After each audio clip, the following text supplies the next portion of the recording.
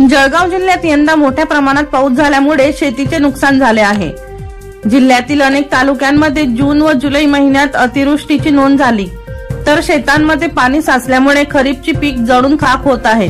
त्यामुळे जिल्ह्यात झालेल्या अतिपावसामुळे नुकसान झालेल्या भागांमधील पंचनामे करून तत्काळ शासनाला अहवाल सादर करण्याच्या सूचना पालकमंत्री गुलाबराव पाटील यांनी जिल्हाधिकारी आयुष प्रसाद व जिल्हा प्रशासनाला दिल्या आहेत। जळगाव जिल्ह्यात गेल्या वर्षी कमी पाऊस झाला होता, मात्र यंदा सरासरीपेक्षा अधिक पाऊस होत असून यामुळे खरीपच्या पिकांचे नुकसान होत आहे।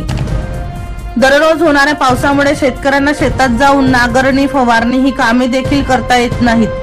शेतांमध्ये गवत वाढले आहे, तर सखल जमिनीचा भाग असलेल्या शेतामध्ये पाणी साचले आहे। पिकाची वाढ खुंटली आहे, यामुळे सरासरी उत्पादनात यंदा घट होण्याची शक्यता आहे।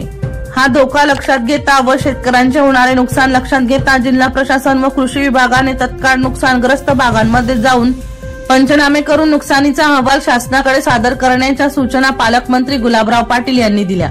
कृषी विभागाच्या अधिकाऱ्यांनी प्रत्यक्ष नुकसानीची पाहणी करण्याच्याही सूचना पालकमंत्री गुलाबराव पाटील यांनी दिल्या आहेत। जळगाव, धरणगाव, बोदवड, भुसावळ, चोपडा, मुक्ताईनगर व यावल या तालुक्यांमध्ये मोठ्या प्रमाणात पाऊस झाला आहे।